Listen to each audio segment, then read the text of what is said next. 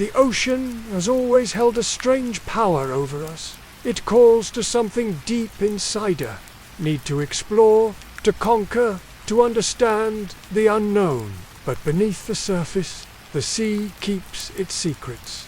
In 2023, a small vessel called the Titan vanished during a journey to the wreck of the Titanic. What happened next has become one of the most haunting mysteries in modern exploration.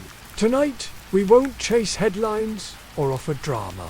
Instead, we'll drift quietly through what we know and allow the silence to speak where answers have not. Over the next 3 hours, you'll travel into the quiet world of deep-sea exploration. We'll begin with the everyday details. What life was like inside the Titan itself. Then we'll learn about the people who boarded it, where they came from, what they hoped to find, and why they risked so much. Later, we'll explore the resting place of the Titanic, an eerie, rusted graveyard 2 miles below the surface. And we'll wonder what draws people back there again and again. Finally, we'll reflect on how different this world is from our own. The silence of the deep ocean, the pressure, the darkness, the mystery that remains. No need to stay awake the whole way. Let your mind wander as we descend slowly, gently into the deep. Let's begin our journey. It begins with silence. Not the kind you find in a quiet room, but the kind that surrounds you completely. You are 3,800 meters beneath the surface of the North Atlantic, where sound fades and time seems to stop. The Titan isn't a typical submarine. It's more like a capsule, just over 6 meters long, made of carbon fiber and titanium. Inside, 5 people sit cross-legged on the padded floor, shoulder to shoulder, surrounded by a tangle of screens, wiring, and soft blue lights. There are no seats, no windows, except one porthole at the front. You see only darkness. Outside, an endless black, stretching 4 miles in every direction. The pressure on the hull is immense. Out here, the sea could crush metal like paper. The air inside the Titan is thick and still.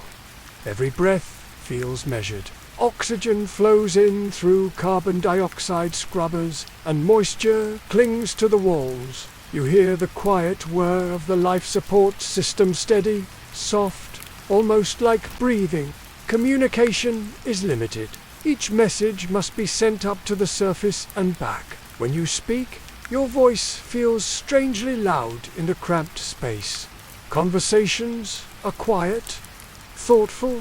Laughter, when it comes, is gentle, like trying not to disturb the dark ocean watching outside. There's a soft glow from tablets and control screens. Piloting the Titan isn't done with a traditional control panel. Instead, a small Logitech game controller sits in the hands of the pilot. It seems oddly out of place, a piece of everyday life in this extraordinary place. The descent takes about 2.5 hours. You feel weightless at times, as if drifting in space. The hum of the vessel lulls you into a trance. Occasionally, you hear the distant creak of the hull flexing, reminding you of where you are. No sunlight reaches here. Below 1,000 meters, the ocean is completely dark. This is the midnight zone. Creatures that live here glow with bioluminescent tiny pulses of light that flash like signals in the deep. The Titan moves slowly, almost cautiously. The pilot watches depth readings, sonar maps, and oxygen levels. Every system is crucial. There's no room for mistakes this far down. Imagine sitting in that capsule, the silence surrounding you like a blanket. You begin to forget the world above. No traffic, no phone calls, just the slow rhythm of the deep sea and the presence of 4 other people sharing this fragile space. There is a kind of peace here, a strange one, not comforting, exactly, but still, the deep ocean doesn't rush. It waits. It has waited for centuries, for shipwrecks, for storms, for quiet visitors in fragile shells like Titan. The Titan wasn't a military vessel or a scientific probe. It was private, a commercial submersible, offering deep-sea journeys to a handful of people willing to pay and take the risk. A modern expedition, wrapped in steel and carbon. Inside, there's a single, small bathroom, a curtain for privacy, and a few protein bars stashed in corners. Each person brings one personal item, maybe a journal, a photo, or something to hold on to. For many, the journey was more spiritual than scientific. As the Titan descended, it carried not only equipment, but dreams. The dream of touching history, of seeing with your own eyes what lay beyond the reach of most, beyond light, beyond memory, at the bottom of the sea. The goal was the wreck of the Titanic, a ship frozen in time, shattered and scattered over the ocean floor. But for now, it was still distant. The passengers waited, watching their screens, feeling the subtle shift of pressure and listening to the quiet. They took turns watching sonar readings. A faint outline would sometimes appear. Shapes? Shadows? Was it part of the ship? Or just rocks? Down here, even sonar plays tricks on the eye. Occasionally, someone would press their face close to the small porthole. But there was nothing to see, only blackness, the kind that feels alive, that watches back. Each journey aboard the Titan was This wasn't a vehicle with years of safe missions behind it. Every dive was a test, a chance, a risk, and every person inside knew it, even if they didn't speak about it. Still, excitement filled the capsule. Quiet, reserved excitement, the kind that doesn't shout, but glows quietly beneath the skin. These were explorers, adventurers, people drawn to the unknown, even if it came with silence and pressure and the long stretch of the deep. There's no internet, no live updates, no GPS signal reaches this far down. Everything is tracked from the surface. The mothership Polar Prince floats miles above, waiting, listening, sending messages back and forth, trying to maintain a fragile link. Sometimes the connection would drop. A few minutes of silence, then a ping, then static, then nothing, just the deep, and your own breathing, and the soft light of the cabin. You could hear your own heartbeat in moments like that. You became aware of it, how loud it was in your ears, how fragile your body felt, how much trust you had placed in bolts, wires, and code. The Titan wasn't insulated like other subs. You could feel the cold. It crept in through the walls. Fingers went numb. Faces stiffened. Blankets were passed around. But it wasn't the kind of cold that went away. You tried to sleep, but there wasn't much room. You leaned against the wall, curled slightly, closed your eyes. The floor vibrated softly beneath you. Some people meditated, others stared into nothingness, waiting. This was daily life on the Titan, a mix of wonder and unease, of stillness and motion, a drifting capsule in a dark, ancient sea. Eventually, the descent slowed. The sonar began to ping more steadily. Shapes emerged in the distance, rust-covered structures, long ridges, something massive rising from the seabed. The passengers leaned forward. The screens flickered. A chill passed through the cabin. They were here. But before we talk about what happened next, we need to step back to understand the people inside the Titan, their lives, their motivations, their stories, because every journey, especially this one, begins with people. They weren't the sort of crew you'd expect on a high-budget expedition. No polished uniforms, no dramatic send-offs, just 5 men, brought together by something quieter, a longing to witness the unreachable. At the center was Stockton Rush, the CEO of Ocean, tall, reserved, with a mind that moved too fast for most conversations. He had always believed that progress meant breaking rules. sometimes gently, sometimes with force. Rush was an engineer by training, but a dreamer at heart. He once compared deep-sea exploration to space travel, only more accessible, more real. In his eyes, the ocean was the next frontier. People called him bold, some called him reckless, but to Rush, the mission wasn't about ego, it was about pushing human potential into places most feared to go. He often referenced the Wright brothers. How, at first, no one believed flight was possible. How risk was part of every revolution, and how criticism was just background noise when you were chasing something greater. Next to him sat Paul Henry Nargeolet, known simply as PH among colleagues, a former commander in the French Navy. A man who had made over 35 dives to the Titanic, wreck before most people had even seen it on film. PH wasn't interested in headlines. He lived for the silence beneath the surface, for the cold shimmer of the seabed. He saw the Titanic not just as a wreck, but as a resting place, sacred, untouched, and beautiful. Colleagues described him as quiet, meticulous, and deeply kind. He carried with him a knowledge of the ocean that couldn't be taught, a respect that came from decades beneath the waves. He had lost friends to the sea. He had faced failure, flooding, near fatal dives, and still he returned, not out of arrogance, but because the deep had become part of him. Then there was Shahzada Dawood, a prominent businessman from Pakistan. He came from wealth, yes, but he was more than his title. Soft-spoken, curious, and surprisingly humble for someone so accomplished. He loved science, loved stories, and had long supported causes around innovation and sustainability. This trip wasn't about status for him. It was about sharing something unforgettable with his teenage son. Salman Dawood was just 19. He loved Rubik's Cubes, tech, and fast-paced video games. But he was also shy, thoughtful, and according to family, a little hesitant about the dive. He brought the Rubik's Cube with him, hoping to solve it at the bottom of the ocean to set a world record. It was a quiet, personal goal, something playful, in contrast to the seriousness of the mission. Many said Sulman joined the dive because he wanted to make his father proud, that he admired his dad deeply, and wanted this shared memory, no matter how nervous he felt. Then there was the pilot, guiding the vessel through pressure, depth, and darkness.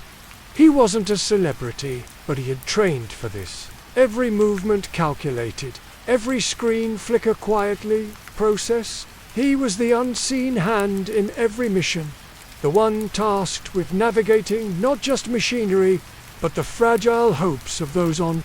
In that tiny space, trust in him was absolute. Together, the five formed a strange kind of harmony. One part innovation, one part history, one part heart.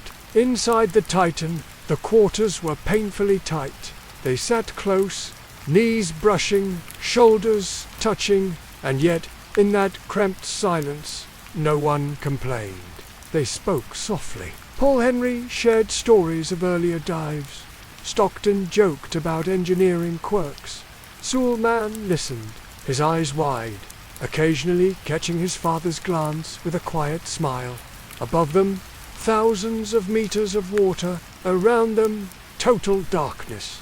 But inside the sub, warmth, light from small screens, breathing, humanity. Each man had a reason for being there. Not fame, not fortune, something older, a need to witness, a need to touch the edge of something eternal. They weren't thrill-seekers. They were pilgrims, in a way, and as the Titan continued its descent, they were already part of a story few would ever forget. The Titan wasn't built like any submersible that came before it. And that, in the minds of its creators, was the point. OceanGate sought to break the mold to challenge industry norms and redesign deep-sea travel from the ground up. Instead of leaning on decades of military-grade sub-designs or the traditions of deep-ocean research vessels, they chose something different, something radical. The frame was constructed from carbon fiber lighter, in theory more cost-efficient than the thick metal hulls used by other submersibles. At each end, the pressure vessel was capped with titanium hemisphere. This hybrid approach had never been used at full ocean depths, but OceanGate believed it was the future. The carbon fiber cylinder was massive in diameter but relatively thin in thickness, especially for the extreme pressures it would endure. At depths nearing 3,800 meters, every square inch of material is subjected to over 5,500 pounds of force. In this environment, flaws in design don't fail. Slowly they fail instantly, completely. And yet, the Titan continued to make dives first in shallower waters, then progressively deeper reached, once serving as both mission and test. It had no backup systems for ballast release, no externally rated hull certification by any marine authority. OceanGate openly rejected the process of class certification, calling it stifling to innovation. They argued that internal safety protocols and real-time monitoring would be enough. But others in the community saw it differently. Engineers and deep-sea experts warned that pushing boundaries without oversight was not bold, but reckless.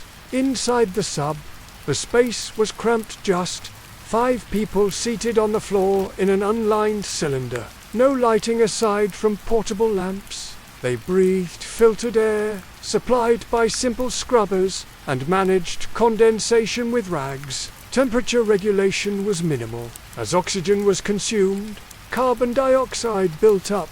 There was no emergency beacon. If something failed, there would be no trace. The ocean would simply erase them.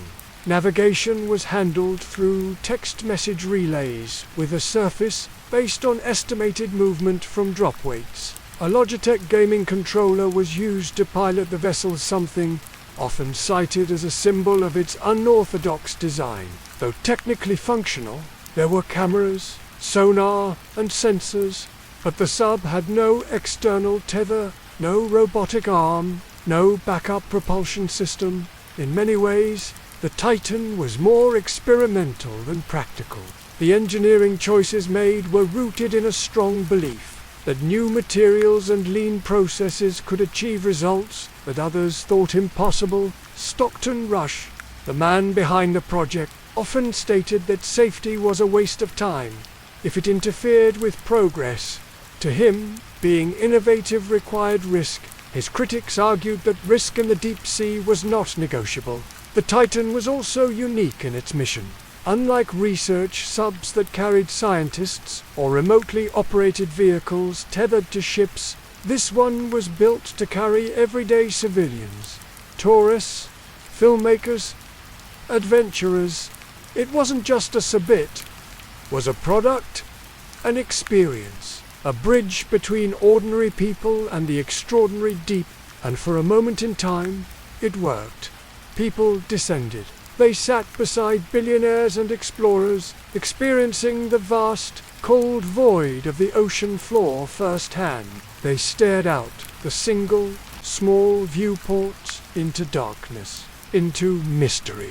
But as we now know, innovation without rigorous caution comes with consequences. Whether the material fatigue of carbon fiber, or structural miscalculations, or gradual undetected damage from previous dive, something failed, something gave out. At a depth where the margin for error is non-existent, the result was total collapse. The Titan, once hailed as revolutionary, now exists as a cautionary example, a reminder that engineering at the edge of possibility cannot afford shortcuts, that when designing to challenge nature, we must do so humbly, with respect for the forces we cannot see and cannot stop.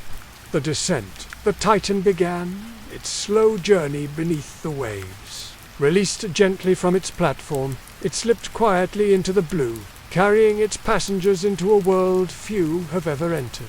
Inside, The cabin lights glowed softly, casting muted shadows on faces full of quiet focus and anticipation. Outside the single porthole, sunlight began to fade first to a dim glow, then a deepening twilight. Minutes passed, and the ocean shifted from shimmering turquoise to a velvety, endless blue. The familiar noises of the surface eagles, waves, wind were replaced by an almost absolute silence. The submersible drifted downward steadily, the water around it thickening with pressure. At 500 meters, the light had dimmed significantly, and the outside world had lost all color. The crew exchanged calm, measured words, their voices barely rising above the hum of the instruments and the steady breathing of 5 men bound together in the tight space. The Titan's metal hull creaked faintly, a soft reminder of the invisible forces pressing inward. Thousands of meters of water weight bearing down.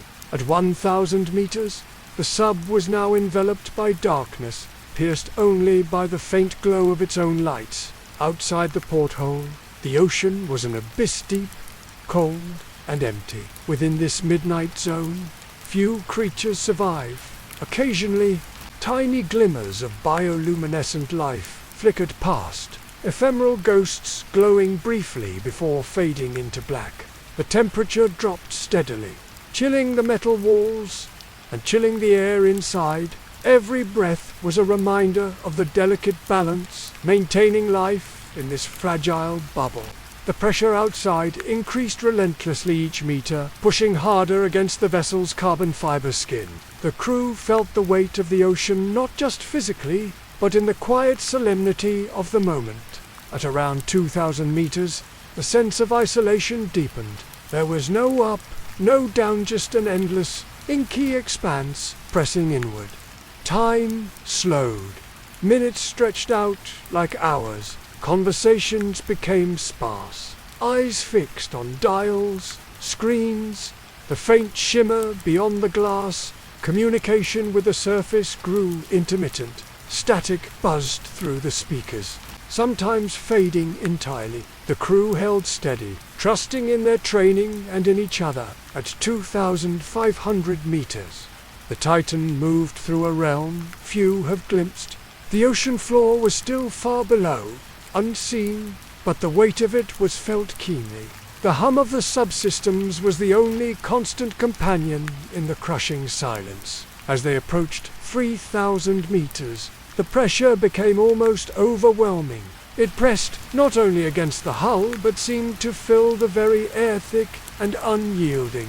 The temperature hovered near freezing, chilling muscles and thoughts alike. Every creak and groan of the vessel reminded the crew of the fragile skin between them and the vast, merciless ocean. Around 3,300 meters, the depth where the implosion would later occur, the sub was in the heart of darkness. The outside world was a void, pitch black and cold. The ocean held its breath as the Titan hovered silent, alone, and suspended between worlds. Inside, the crew maintained calm routines, though an unspoken tension hung in the air. They had no way of knowing what was about to unfold. No sign, no warning, just the endless pressure, the relentless cold, and the profound silence of the deep. In those final moments of descent, the ocean was both a beautiful mystery and a merciless force. The Titan's slow, careful descent had been an exercise in patience and precision. For hours, the crew surrendered themselves to the ocean's relentless embrace, trusting their craft to hold against a pressure that would crush almost anything else. At 3,300 meters deep, the water above was a silent weight beyond comprehension. Nearly 5,000 pounds, pressing down on every inch of the vessel's surface. This depth is a place where humans do not belong. It is a world of eternal darkness and cold, where the crushing pressure is a constant threat. The submersible was designed to withstand these forces, to be a safe haven amid a hostile realm. Yet, the ocean's power is absolute and unforgiving. Suddenly, The calm was shattered. In an instant too swift for human perception, the Titan's hull gave way. The implosion was a catastrophic collapse, a violent rupture that crushed the vessel almost instantly. There was no warning, no time to react, no hope for escape. Inside, the crew would have felt a sudden, overwhelming force like being caught in a storm of pressure and silence. Then everything ended. The ocean, vast and indifferent, reclaimed the submersible in a flash. It was as if the Titan had never existed. The deep swallowed it whole, hiding the tragedy within its endless dark. Back on the surface, the absence of communication was the first sign that something was terribly wrong. The Titan failed to respond at Skeggy Sea. Hours passed, with growing anxiety and confusion. OceanGate's team on the surface grappled with mounting unease. The routine signals from the submersible had stopped. The quiet in the control room was thick with tension. Search and rescue vessels began to mobilize. Helicopters and ships scoured the ocean's expanse, their crews scanning for any hint of the missing sub. Sonar waves pulsed through the water, searching the seabed for a trace. The Atlantic was vast and unyielding. Weather patterns shifted, waves rose and fell, and the darkness beneath was impossible to penetrate. The families of those aboard were thrust into a liminal space of hope and despair, waiting, watching, praying, their hearts heavy with uncertainty. As days passed, the scale of the search effort grew. International teams contributed ships, drones, and technology. Every available resource was committed to finding the Titan or its remnants. The ocean had taken the vessel in a moment of violent finality, but on the surface, the response was slow, methodical, and filled with hope. Investigators later revealed that the implosion occurred due to structural failure under extreme pressure, a sudden, devastating collapse triggered by forces beyond what the submersible's materials could endure. The incident starkly underscored the challenges of deep-sea exploration. No matter how advanced the technology, the ocean remains a realm where even the best engineered crafts face overwhelming odds. This tragedy prompted profound reflection within the scientific and exploration communities. How do we balance the thirst for discovery with the need for safety? What risks are justified when venturing into the unknown? The Titan disaster echoed larger questions about humanity's relationship with nature, our desire to push boundaries, and the consequences that sometimes follow. Meanwhile, search teams faced their own challenges. The ocean floor's rugged terrain made scanning difficult. Currents moved debris unpredictably. Visibility was near zero. Each new sonar ping was met with hopeful anticipation, only to reveal the cold, unchanging seabed again and again. In those silent, endless days, the ocean seemed to hold its breath as the world waited. The loss of the Titan and its crew was a stark reminder that beneath the surface lies an alien world, beautiful but deadly. Silent but full of hidden forces, rescue efforts gradually shifted from hope of survival to recovery and remembrance. Plans were made to locate and retrieve the wreckage, to honor the lives lost, and to learn from the tragedy. Throughout it all, the ocean remained vast and indifferent. Its crushing depths held on to secrets not meant for us. Yet, the story of the Titan will end or not, just as a cautionary tale, but as a testament to human courage and curiosity. Those aboard dared to explore where few had gone before. They embraced the deep's mystery and danger alike. And even now, in the silent dark, their journey echoes an eternal part of the ocean's story. As hours turned to days, the world above the surface began to stir with growing concern. The Titan had lost contact nearly 2 hours into its dive. At first, this silence was met with hopeful patience, but that patience began to thin as time passed, and there was still no signal, no ping, no voice. The initial response came from OceanGate itself. The company notified the U.S. Coast Guard and other maritime agencies that the vessel was overdue for resurfacing. Internally, they hoped it was a mere technical glitch, a communications blackout, something recoverable. But deep down, fears were beginning to settle in. The search began near the Titanic wreck, site some 370 miles off the coast of Newfoundland. Aircraft were dispatched, ships mobilized, sonar buoys dropped into the water, but they were working against the clock. And the vastness of the Atlantic, on land, news of the missing Titan spread quickly. Major news networks picked up the story, and social media was ablaze with speculation, fear, and prayers. People were drawn in by the mystery, the danger, and the haunting coincidence of a vessel lost near the Titanic itself. The search effort became international. The US and Canadian navies deployed ships and planes. French oceanographic vessels joined in. Remotely operated vehicles, ROVs, were flown in from as far as the United Kingdom. The effort was massive, and yet the ocean remained quiet. Underneath the waves, conditions were brutal. Visibility was limited. The seafloor was mountainous, uneven, and unpredictable. Even the most advanced sonar systems had their limits here, where water pressure could crush metal and light vanished entirely. Hours passed, then a day, then two. The media coverage intensified. Interviews with deep-sea experts aired around the clock. People wanted answers, and yet no one had them. Where was the Titan? Could the crew still be alive?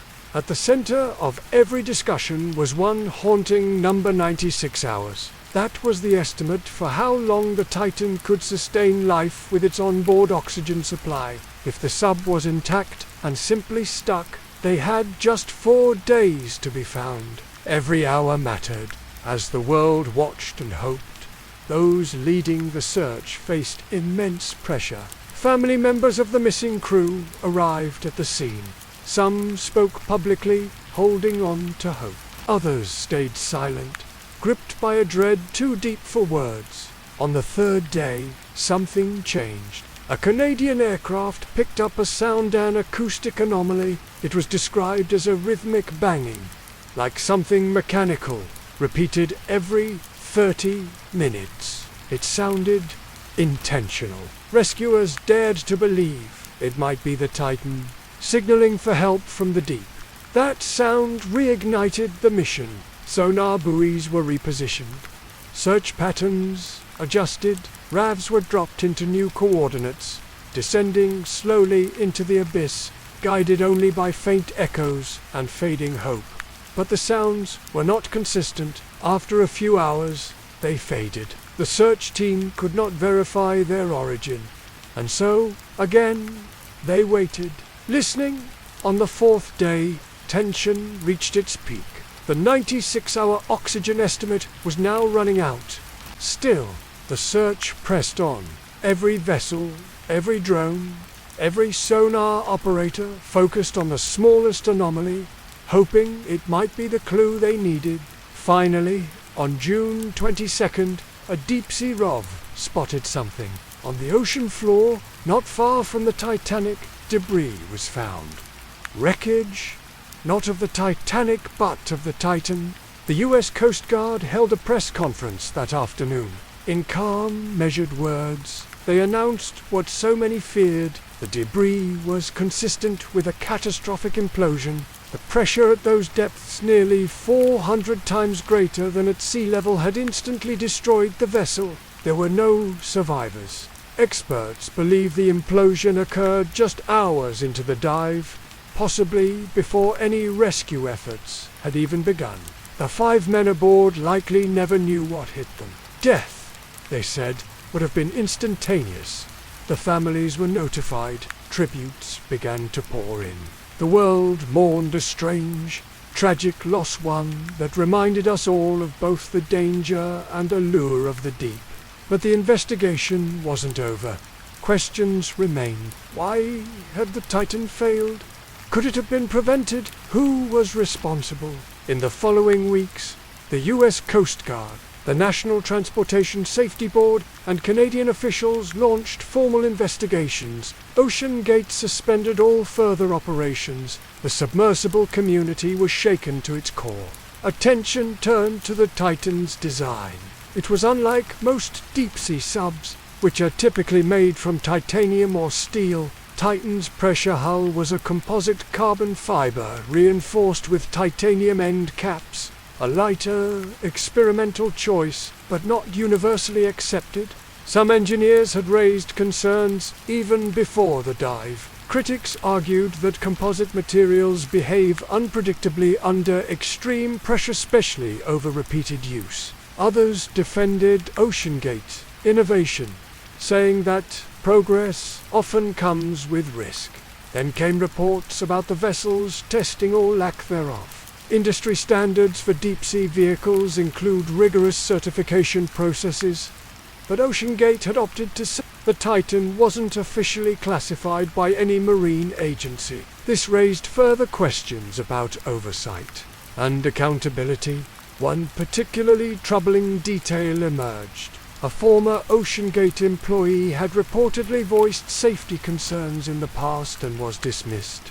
Documents revealed internal warnings about the hull's integrity, yet the missions continued. The story turned from tragedy to controversy. Was this a natural risk of exploration, or a preventable accident? Investigators also analyzed data from the RAVs and sonar logs. They tried to reconstruct the sequence of events. When exactly had the implosion occurred? Were there warning signs the crew might have noticed? Could any of them have been aware of what was about to happen? So far, no definitive answers have been found. The ocean guards its secrets well. The only certainty is that 5 lives were lost, and the world was left to wonder. In time, the search effort was wound down. The ships returned to port. The debris was brought to the surface for further analysis, and the sea was once again still. But for many, the haunting questions remained. Not just about the Titan, but about the limits of human ambition. How far should we go, and at what cost? The investigation continues, slowly and quietly, just as the search had begun. Answers may come, or they may not, but the echoes of that lost dive still ripple through the deep. Media coverage and public reaction when news of the missing Titan broke. It didn't take long for the world to take notice. In the beginning, the story was just a headline on maritime websites. A missing submersible somewhere near the Titanic wreck. Few people paid much attention. But as the hours passed and more details emerged, the global media began circling, and within a day, the world was watching. There was something eerie about it all. A sub lost in the same waters as the Titanic. A modern-day tragedy unfolding in the shadow of the most infamous maritime disaster in history. For many, it felt too surreal, too poetic, too tragic to ignore. Television studios lit up with panels of former submariners, adventurers, engineers, all speculating about what might have gone wrong. Some spoke with calm authority. Others admitted with quiet honesty that they didn't know, that no one really knew. News anchors used phrases like "race against time" and "the eyes of the world." Behind them, looping footage of the Titan's last known location, diagrams of the sub's design, and haunting renderings of what it might look like trapped on the seafloor. Social media was flooded. On Twitter, TikTok, Reddit, everyone had an opinion. Some shared hopeful messages, prayers for the passengers, support for the families. Others turned to conspiracy theories, wild, speculative stories about secret rescue attempts or hidden military involvement. Misinformation spread quickly. Fabricated audio of banging sounds circulated. Grainy images claimed to show the Titan on the ocean floor. People, desperate for answers, clung to any scrap of information, even when it wasn't real. Some posts though, were deeply human. People shared their fears of the ocean, their fascination with the Titanic, their thoughts on the fragility of life, and the arrogance of trying to conquer nature. Journalists rushed to interview anyone, even remotely connected to the story. Former OceanGate employees, friends of the passengers, family members. Sometimes the interviews were respectful, other times they felt intrusive, like vultures circling a tragedy. Commentators debated everything: the ethics of deep-sea tourism, the design of the Titan, whether billionaires should be exploring the deep, while others struggled to survive on land. The internet began to fracture into two camps: those who mourned and those who mocked, because not all the reaction was sympathetic. Some people online responded with dark humor. Memes appeared within hours mocking the wealthy passengers, joking about the implosion, comparing the incident to the movie Titanic. It was cruel, but it was also telling. In a digital age where every event becomes content, even grief is turned into spectacle. Psychologists weighed in. They spoke about disaster fatigue, the numbing effect of constant tragedy in the media.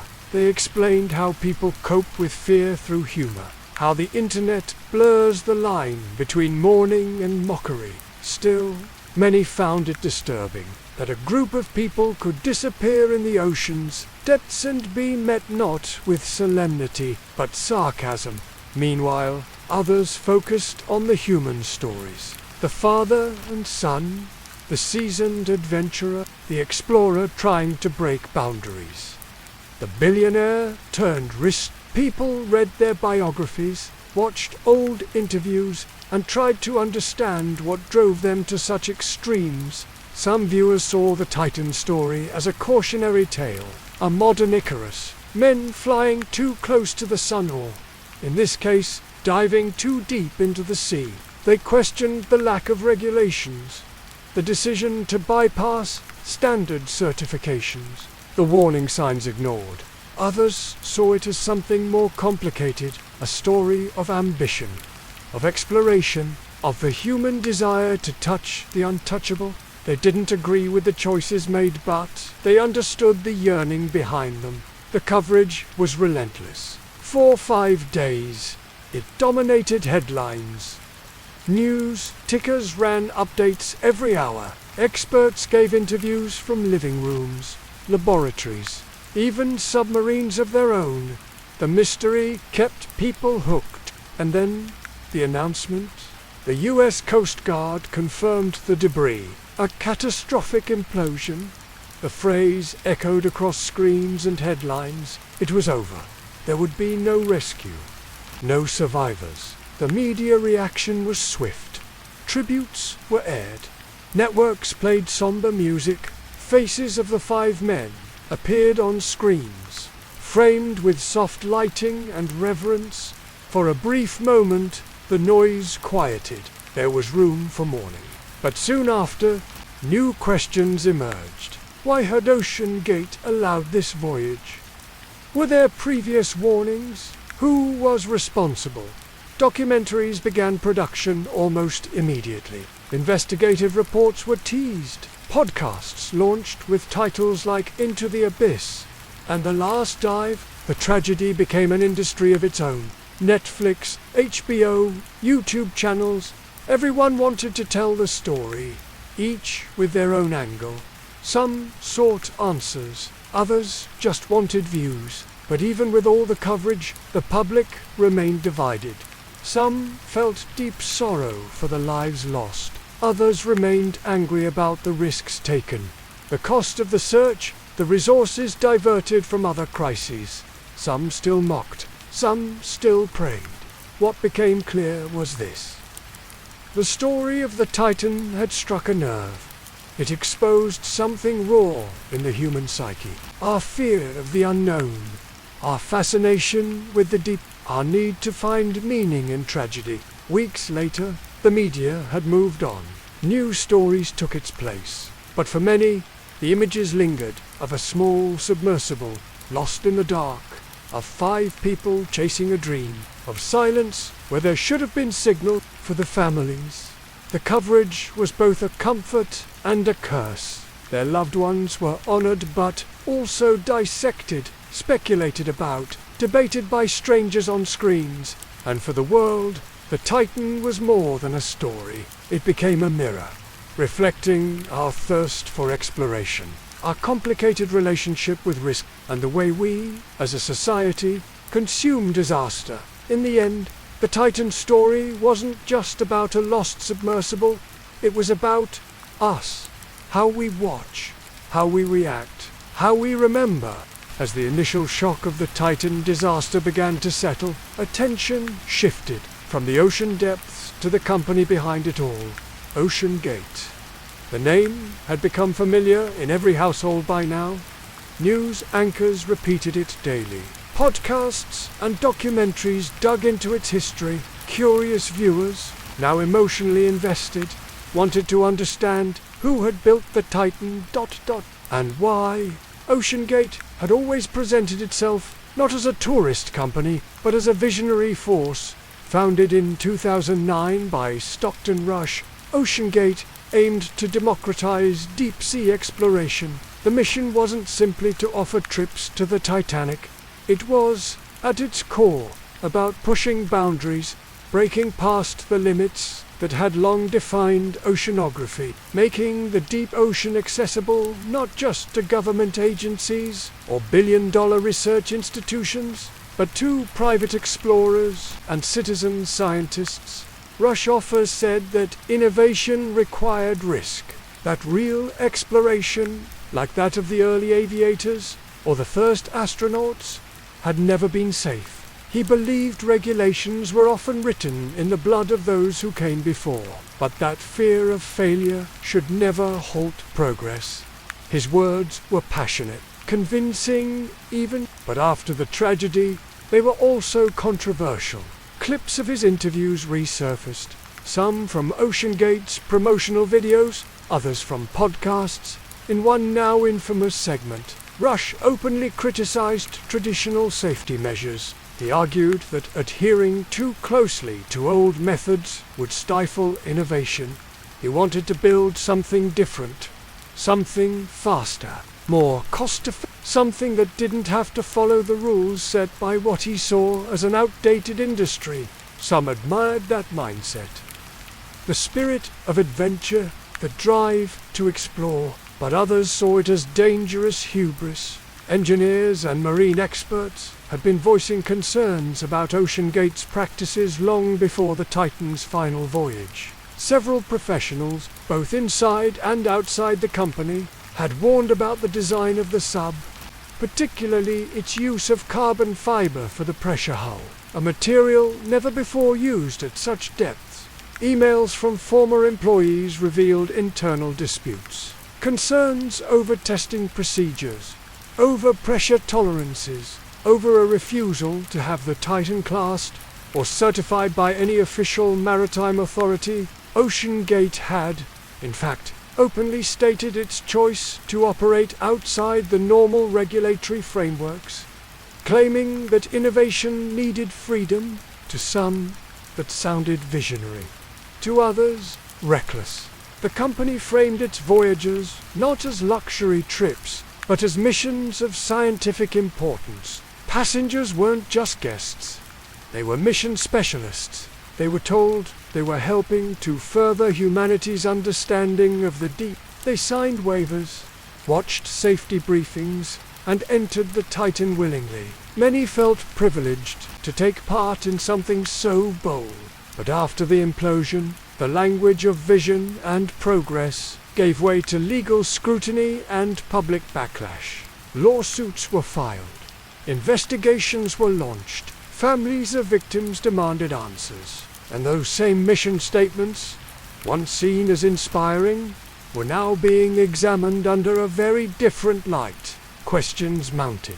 Why wasn't the Titan certified? Why were repeated warnings ignored? Why was OceanGate allowed to operate in international waters without stricter oversight? And where do we draw the line between exploration and exploitation?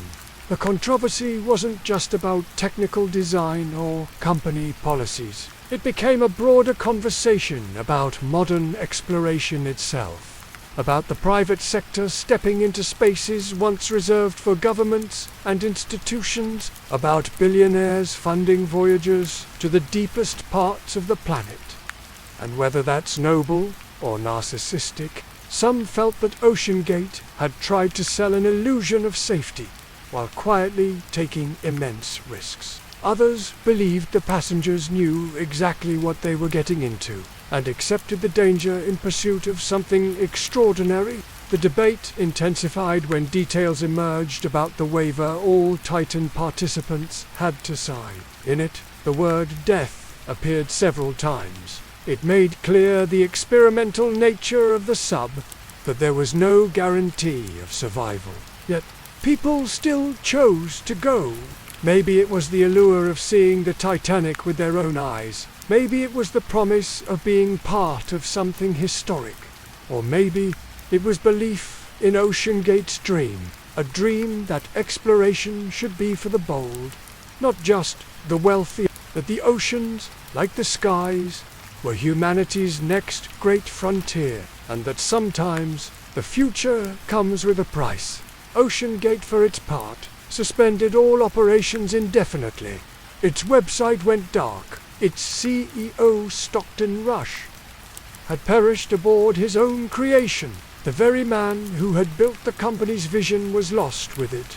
There was no public statement from surviving leadership, no defense, no rebuttal, just silence. The company's story, for now, seemed to end there. But its legacy is more complex because OceanGate wasn't just a company. It was an idea, one that said exploration didn't need to wait for permission, that progress could be privatized, that with enough courage and funding, anyone could touch the edge of the unknown. Whether that idea was bold or blind, inspiring or irresponsible, is something we're still trying to understand.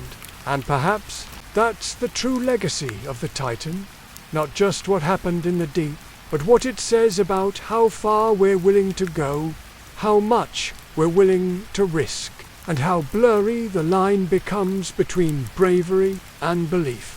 The psychology of deep-sea exploration, and should Titanic be a tourist site, what draws a person to descend into the crushing darkness of the deep sea?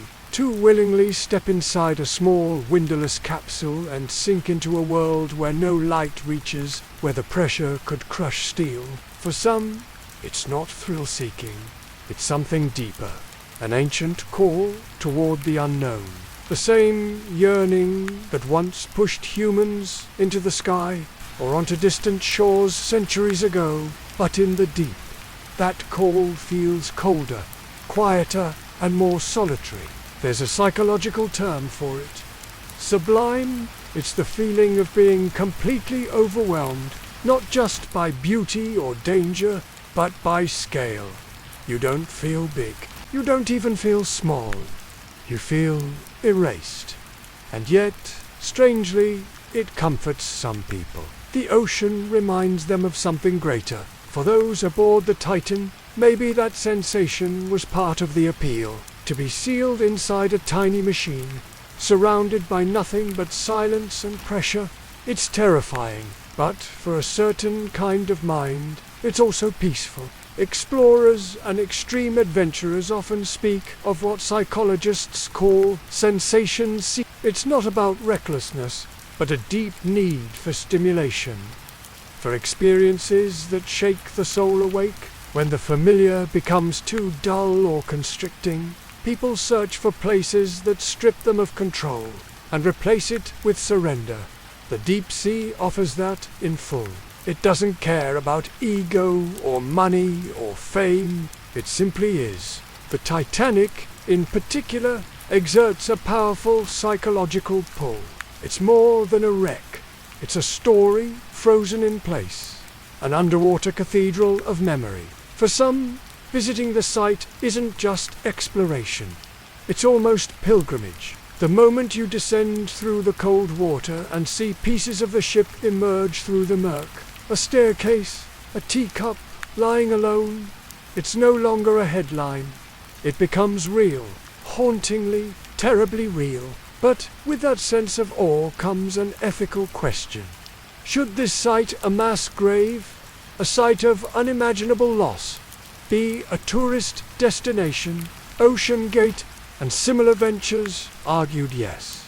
They believed that visiting the Titanic could inspire people, teach history in a visceral way, and even generate interest in ocean preservation. In their view, respectful visitation was a form of honor, not exploitation. But others disagreed. Families of victims, historians, and ethicists questioned whether deep-sea tourism was veering into spectacle, turning tragedy into entertainment. No matter how noble the intentions, there's also the question of who gets to explore. Titan trips cost $250,000 per seat. That's not scientific access. That's elite tourism. Critics called it the privatization of wonder. A kind of deep sea. The ocean, they argued, belongs to no one, and yet only the ultra-rich could descend to its most storied depths. Yet even within criticism, there's a strange tension. Because when people hear the word Titanic, they feel something, a sense of mystery, sorrow, awe, and those feelings are powerful. They're what keep people awake at night, scrolling through documentaries, watching renderings of the ship's final hours. The tragedy hasn't faded. It's grown more mythic with time. That myth, that powerful emotional pull, is part of what made the Titan expedition so alluring. It's also what made it so controversial, because where there's emotion, there's also projection. Some saw the Titan as a marvel of courage. Others saw it as a cautionary tale of hubris. The truth may be somewhere in between, a blend of curiosity and overconfidence, of passion and pressure, of wonder and risk. The psychology of deep-sea exploration taps into something ancient. Humans have always looked beyond the horizon. We've crossed deserts, climbed mountains, flown to the moon. The deep ocean is the last wilderness. And it's not just unexplored, it's unknowable, vast, crushing, cold, and eternal. It humbles us, and in a world that often feels loud and chaotic, that humility can feel like a kind of peace. But peace comes with a cost, and as the Titan tragedy showed, that cost can be final. So, the question remains, should we keep going? Should we continue to send people to the bottom of the sea, chasing history and silence? Or should some places like the resting site of the Titanic be left to the deep, untouched and unseen? It's not an easy answer, and perhaps that's the point. The ocean isn't meant to give us clear answers. It gives us silence, and in that silence we place our own meaning, whether it's exploration, remembrance, or warning. The Titan expedition was never just about a dive. It was about who we are as a species. Curious, daring, flawed, willing to risk everything for a glimpse into the abyss. Not because we need to, but because something inside us won't let us turn away. That inner pull, that quiet gravity, it's still there, waiting, just beneath the waves. How the Titan changed the industry. The deep-sea exploration community, once a relatively obscure field followed only by scientists and a niche group of adventurers, suddenly found itself under an unrelenting global spotlight. The implosion of the Titan wasn't just a tragedy, it became a turning point. A line was drawn in the sand between what was once tolerated in the name of innovation and what would never be allowed again. In the weeks following the disaster, the tone of industry conversations shifted from quiet optimism to stern reflection. Behind closed doors, marine research institutions, private exploration firms, and submersible manufacturers began asking the same hard question. How did this happen, and how can we make sure it never happens again? For years, deep-sea tourism had been a whispered dream. The ocean, unlike space, was accessible, dangerous, yes, but reachable. Titan made that dream a reality, even if only briefly, but its collapse revealed how fragile that dream had been all along. Immediately, OceanGate's implosion sent a shockwave through regulatory bodies. Countries with jurisdiction over maritime operations began re-evaluating their oversight of commercial submersibles. International discussions formed around the lack of safety classification requirements, especially for vessels operating in international waters, where legal grey zones allowed risk to flourish unchecked. Suddenly, terms like classed submersibles, pressure tolerance, and carbon fiber fatigue weren't just academic jargon, they were the center of every discussion. Industry experts were called onto news panels. Engineers gave public lectures. Submarine designers who had once worked in quiet obscurity now found their inboxes full, their warnings finally being heard. Tourist ventures paused. Planned expeditions were quietly cancelled or indefinitely postponed. The promise of paying $250,000 for a personal glimpse of the Titanic began to seem like a bad dream. It was no longer adventurous, it was reckless. Public perception had shifted dramatically. Several private companies began overhauling their own fleets. Some grounded their submersibles entirely, choosing to halt operations until independent safety reviews could be conducted. Others made their internal inspection protocols public in an effort to rebuild trust.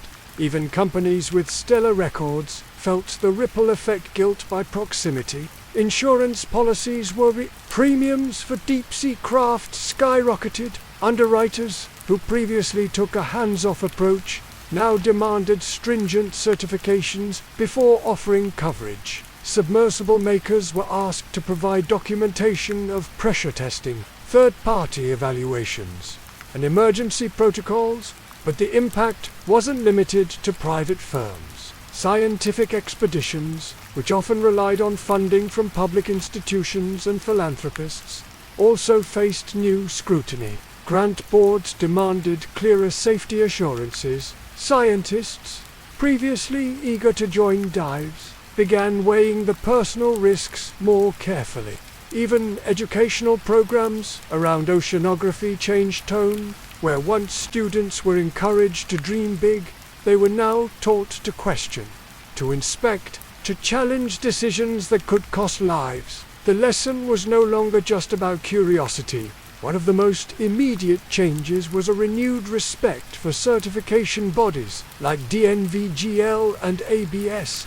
These organizations, which offer rigorous classification processes, had long been seen as obstacles by companies hoping to move fast and disrupt the industry. Now, they were seen as gatekeepers of life and death. OceanGate's decision to forego classification, once framed as innovative wars, rebranded as a reckless shortcut. The ripple even extended to space tourism companies, who found themselves being compared to investors began asking uncomfortable questions about safety procedures. The Titan had become a cautionary tale across every frontier industry. And perhaps most interesting of all, the incident sparked global discussion about the ethics of exploration. Should extreme tourism be allowed at all? Who decides what risks are acceptable? And when a billionaire dies in the pursuit of wonder, who pays the price for the failure? What the Titan implosion did intentionally or not was to force the industry to mature. No longer a playground for unchecked dreamers, it became a domain where caution, respect for engineering, and humility were essential. For future explorers, the message was clear. Go deep, but go wisely. Adventure must be rooted in preparation. Wonder must be paired with wisdom. The ocean is not forgiving, and the industry was finally learning to listen. As time passes, we may see safer vessels return to the depths. but they will carry the shadow of Titan with them, quiet, invisible, but always there, a silent reminder that in the deep, hubris is the most dangerous pressure of all. The ocean, it holds everything. Silence, secrets, time itself. As we come to the end of this long journey, it's difficult not to feel the weight of it all, not just the tragedy of the Titan, but the deeper questions that linger beneath it. Why do we explore? What drives us into the unknown again and again, knowing that the cost may be everything? There is something ancient in the human spirit that calls us to the edge. From the first sails cast into uncharted waters, to the astronauts who strapped themselves to rockets pointed at the stars, we have always sought to know more, to see what lies beyond the horizon. And yet, for all our ambition, we are still fragile, still made of breath and blood and bone. In the deep sea, or the vastness of space, that truth never changes. The Titan expedition was more than a voyage. It was a collision between innovation and tradition, between courage and caution. It was a story of people who believed deeply in what they were doing, and of others who warned that belief alone isn't always enough. Each of the 5 men aboard had different reasons for being there, but they shared something profound. A willingness to risk comfort for curiosity, to sit in a small, cold, silent vessel and descend into the deepest shadows of the earth, not for fame, not for riches, but for the simple, eternal question. What if? They were not reckless adventurers. They were fathers, sons, mentors, dreamers. They laughed, they prepared, they believed in something larger than themselves. And while their lives ended in darkness, their story didn't. It continues in the conversations we've had tonight, in the safety reviews sparked, in the policies rewritten, and in the hearts of those left behind who still seek meaning in what happened. As you listen to this now, maybe lying in bed, your room quiet and still, there's a moment of reflection that settles in.